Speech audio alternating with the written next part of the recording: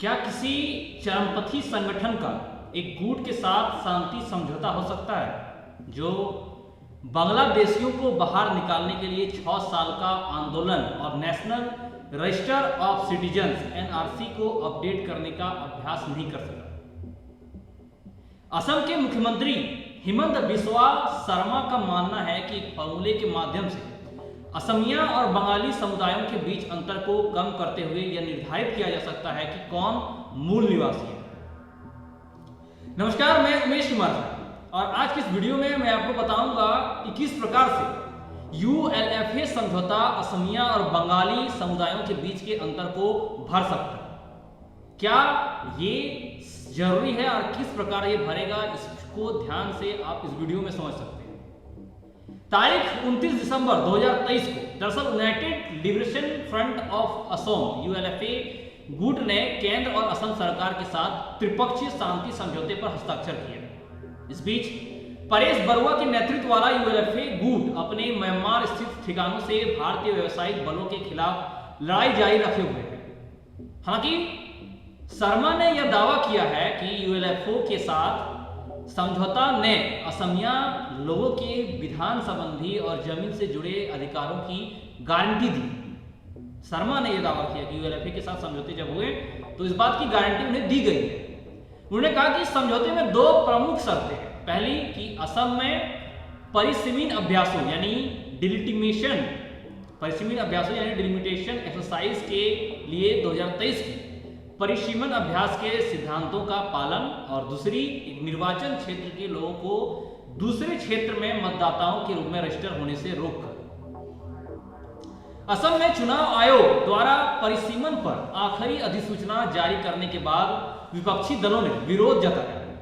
आयोग ने विधानसभा लोकसभा की 126 और 14 सीटों पर कोई बदलाव नहीं किए, लेकिन एक संसदीय और 19 विधानसभा सीटों के नाम बदले गए।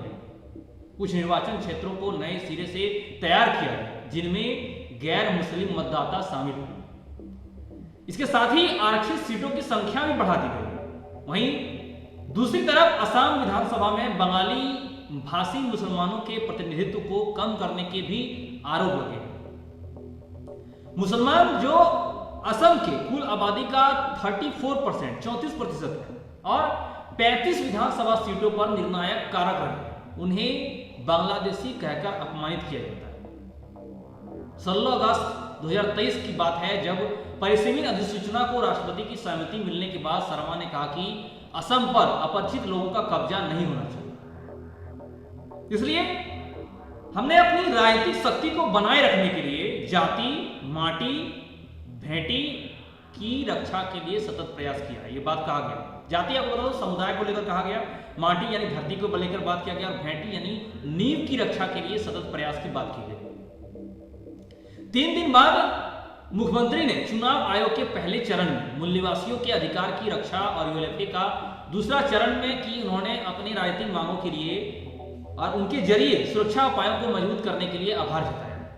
कुछ दिनों की बात है, उस दौरान शर्मा ने कहा कि परिसीमन से असम की 126 विधानसभा सीटों में से 106 सीट पर मूल निवासियों का प्रतिनिधित्व सुनिश्चित हुआ है। वहीं यूएलएफए समझौते के तहत वो समुदाय है जो 100, 200 और 300 वर्षों से वहां रह रहे हैं और कम से कम 40 वर्षों तक प्रतिनिधित्व करते रहे।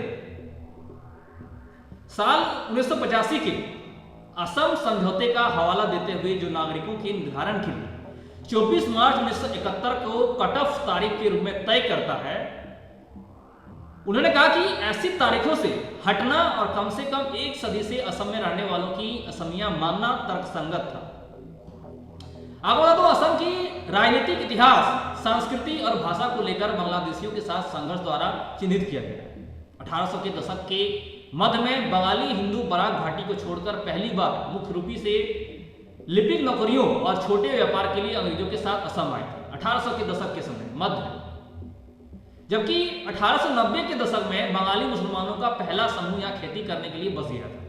हालांकि काफी बड़ी संख्या में बंगाली हिंदुओं को भाजपा का प्रमुख वोट बैंक माना जाता है, जबकि बंगाली मुसलमानों को ऐसा नहीं माना जाता। इसका एक तरफ से कारण यह भी है कि उनमें से अधिकांश 1971 के बांग्लादेश मुक्ति युद्ध के दौरान और उसके बाद बेहतर जीवन की तलाश में असम आए थे। और इसी के चलते शर्मा का स्वदेशी निर्धारण का फॉर्मूला गैर मुसलमानों के वोटों को मजबूत करने और बंगाली मुसलमानों के ध्रुवीकरण के लिए भाजपा के ब्लूप्रिंट को ध्यान में रखते हुए था, जिन्हें कांग्रेस और all India United democratic front के प्रति वफादार माना जाता है।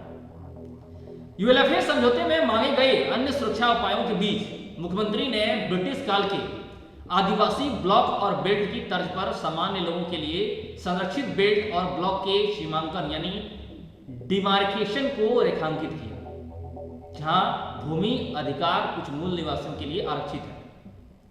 आगे कई आदिवासी ब्लॉक और बेल्ट पर दशकों पहले कथित तौर पर संदिग्ध नागरिकों ने अवैध रूप से कब्जा कर लिया था। मुख्यमंत्री ने कहा कि यूएलएफए समझौते को लागू करना आवश्यक विधेयक बिल लाने का मामला है, लेकिन लोकसभा चुनाव नजदीक आने के साथ उन्होंने यह स्पष्ट कर दिया कि भाजपा का हिंदुत्व एजेंडा काम कर रहा है। उन्होंने कहा कि बहुत सी चीजें आप कानून के द्वारा नहीं बल्कि तत्परता के साथ कर सकते हैं। आज के इस वीडियो में फिलहाल इतना ही। आगे आपसे फिर मिलेंगे कुछ नई अच्छी खबरों के साथ। हमारे साथ अंत तक बने रहिए। धन्यवाद। जय हिंद, जय भारत।